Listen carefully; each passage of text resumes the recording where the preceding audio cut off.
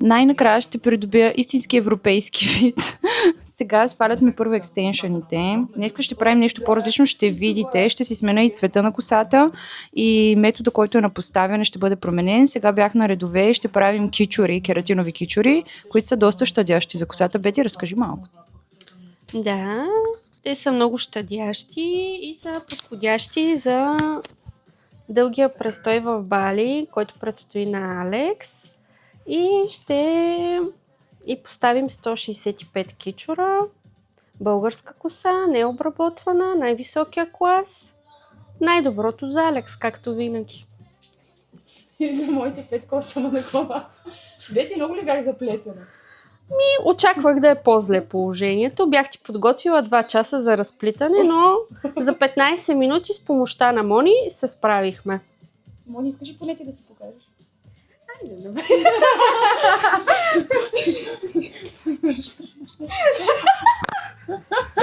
Хвана ме сценичната треска. Беше да кажеш нещо, си направя някакъв... Айде, я ще. Айде, ето това е Бети. Чакайте, тя хвърли микрофон и всичко. Ало, тук се работи само с техника. Хай клас техника, как захвърляш така? Нищо не се чува. От какво?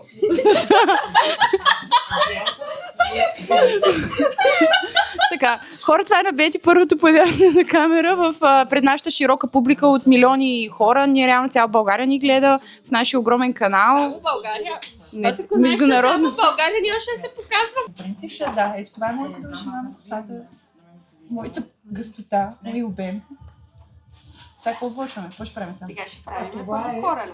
Добре, значи сега почваме корена. После ще направим мат по дължините. След това ще я измием, ще я изсушим. Някаква терапия ще направим преди това. И поставяме кичурите. А сега ще ми правиш дълбок корен. Да. Какъв цвят ще? Някакво ръждиво, ти много го обичаш. Любимото ти оранжево.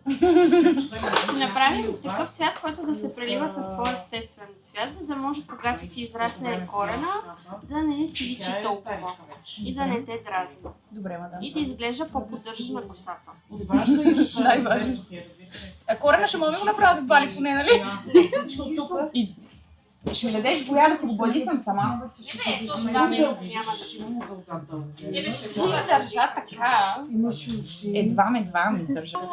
Предния път беше по-светла, но лечи беше толкова от цвета. Искаш да си по-студена или по-топло? Сега какъв ми е цвета? Топъл или студен? Среден. Сложи среден искам. И тук ме интересува. Еми точно ще е средно реално. Добре, се държа.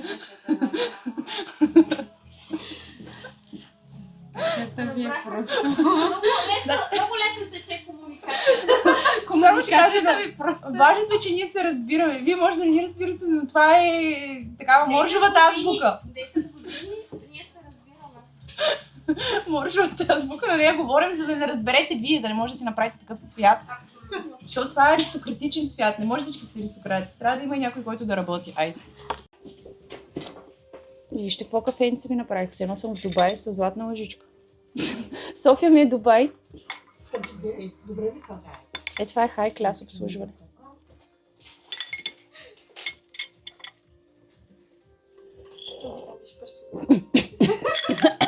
А персонала пие от класна.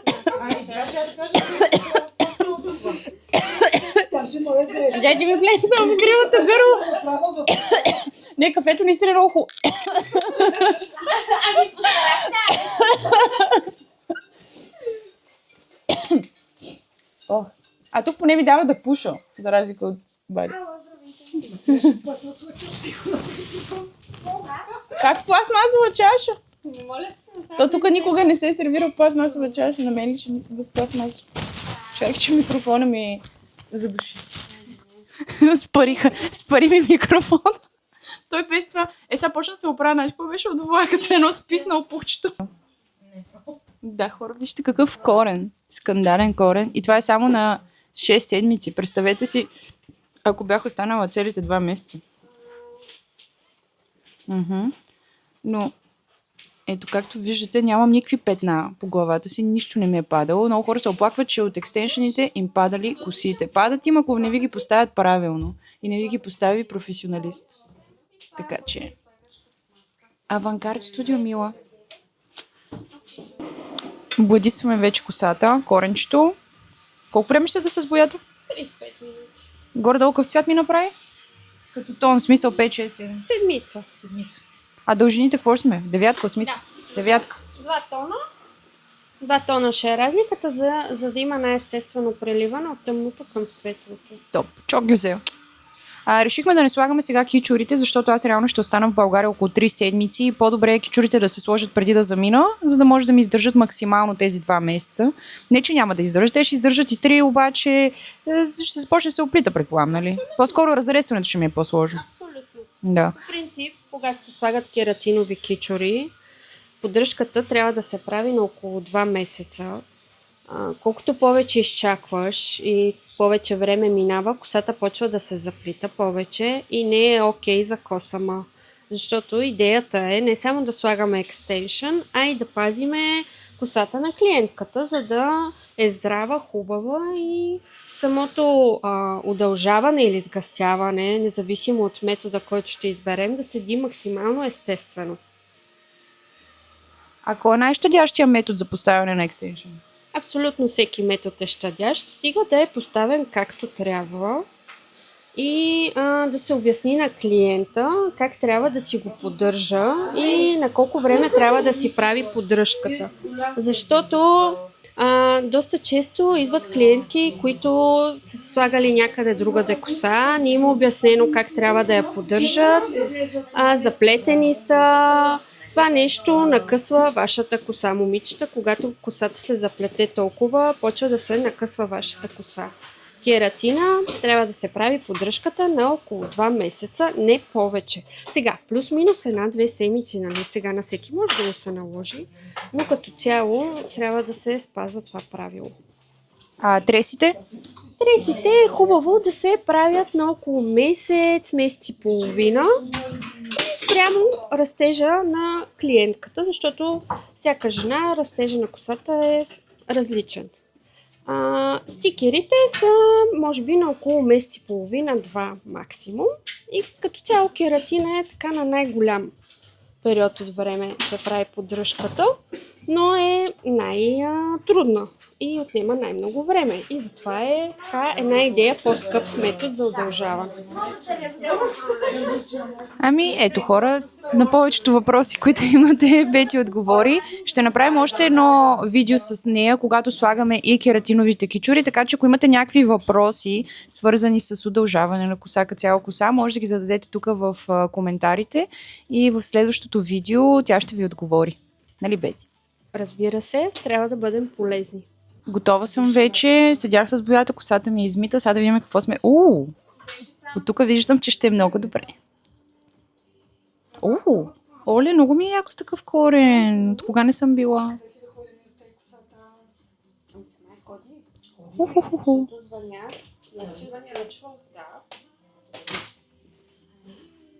Бети, тук забравя 2 капси. Може да забравя. Аз съм ти ги забравя. Ама аз ги търси, но не ги намирам.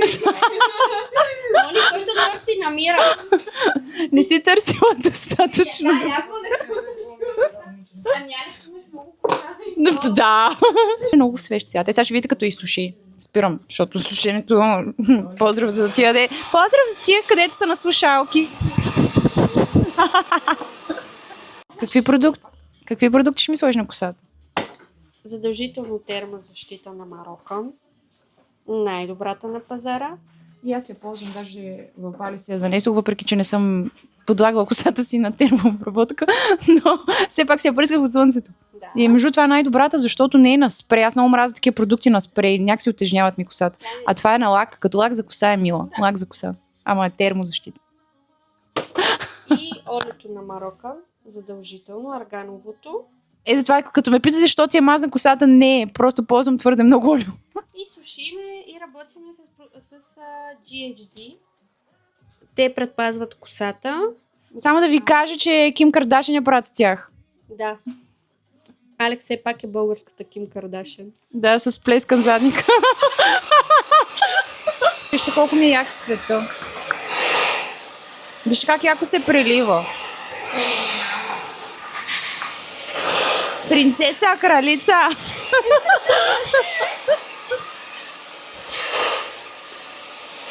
Ти се върна ли? Аз точно показах, че фризорката ми напусна по време на работа, докато прави мен.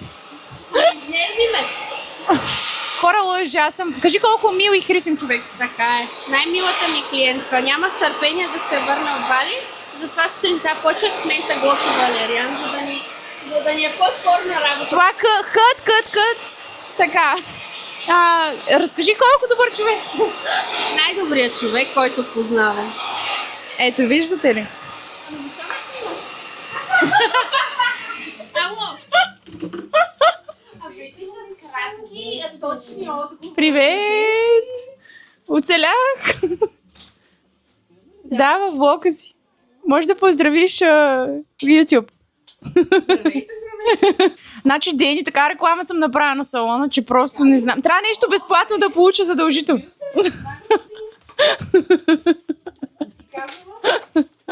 Абе, каза си. Няма те мъжа каза. Добре, не съм чула. Така, хора, това не е реклама, пак казвам всъщност. Не е реклама. Не ми е платено за този клип. Все още. Тихо бе. Всъщност взех за тази реклама 10 000 лева за моя развит канал, защото нас ни гледа цяла България. Сега като почне да ви идват балийки, ще видите в чудо. Така, добре. Ако дойда, да знам, че са от тебе, така? Да. Жълтите са от мен.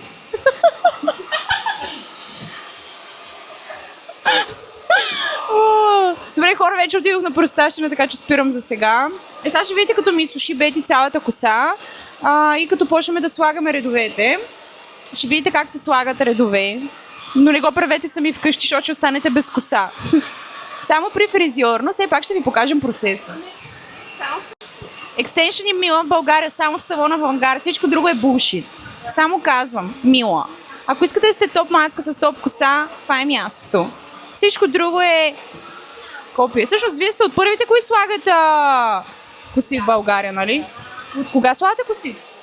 20 години. 20 години хората. Това Фурил е един от първите салони в България, които работят с коси. След малко ще ви покажа и косите. Ще видите колко много избор има, колко много цветове. Буквално имат всеки цвят наличен и за кичури, и за кератинови, и за стикери, и за треси. Абсолютно всичко. Имат и действени коси от действени момичета.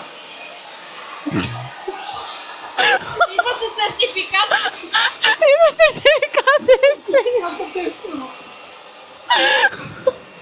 Ето, това е косата ми вече изсушена. Много е гъста и плътна, както виждате. Аз имам много естествена коса. Ние слагаме само за малко плътност екстеншъни. Просто съм си надарена от Бога. Така, косата не ми е проблем. Я да видим, ето ми ги. Мале колко много коса. Така, това са ми екстеншъни. Ще сложим пак редовете, реално. Мончето тук ли? Да. Така че да, вече перфектно се прелива. Имаше малка разлика, но намивката е един мат бързичък. И вече всичко е под контрол, Мила. Вече сложихме единия ред. Виж как се прелива. Цвета е много як. По цяло, ето, постоянно ме питате къде си правят цвета. Ето къде е авангард, Мила. В смисъл, тук колко бете? 10 години ми правите коса. Да, 10 години съм със съвършенна коса. А ти не си, защото не идваш тук. Сега, екшън. Ма да се бях плеснала вече по носа. Сега, Мила, ние слагаме екстеншън. Сега, Мила, почти сме готови. Остана последният ми ред. Нали това е последният? Да, това ми е последния ред. Сега ще направим косата, ще я етажираме цялата и ще я скъсиме до гърдите. Така че очаквайте ефекта, резултата. Дългоочаквания момент настъпи. Не ме затягай така. Бети, това е моя глава. Това не е кукла. Да, това е истинска глава. И аз съм истински човек. Не съм AI. За повечето от вас, които питат дали съм AI, не съм. Знам, че съм прекалено съвършена, за да бъда реална. Но, всъщност, наистина съм реална. И ме боли, както виждате, усещам болка, радост, страдание. Аз съм един истински човек. С истински чувства, Бети. И понякога нараняват дълбоко моята същност, моята крехка и ранима душа. Но хора, трябва да бъдете силни и да се справите в живота. Не, няма да го изрежа, абсолютно всичко влиза във влога. Бети, аз в момента изливам своите чувства и емоции на моята огромна аудитория, цяла България. Аз разбирам, че повечето българи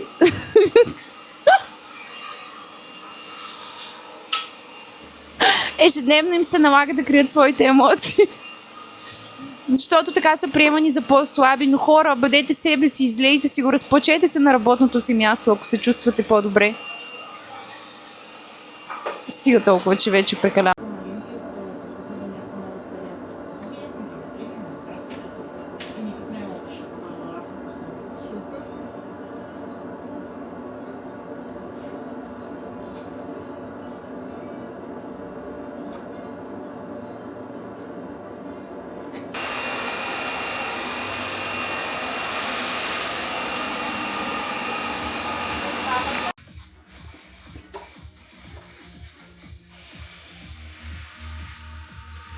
Сега чакате 10 минути да се изпече, вадите от фурната на 360 градуса.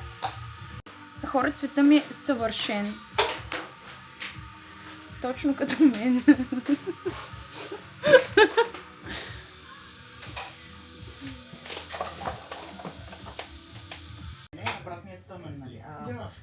И сега е време за магията да се случи. Кучка, развини твоя. Съвършено. Клас. Цялата ли трябва да я снимаме? Перфектно. Да го спираме? Не. Добре. Бе, тя е само убеди.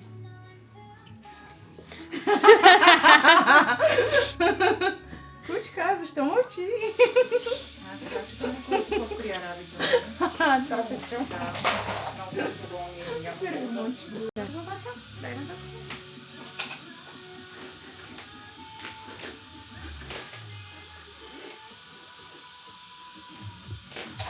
Истинска принцеса си. Принцеса, кралица. Едно.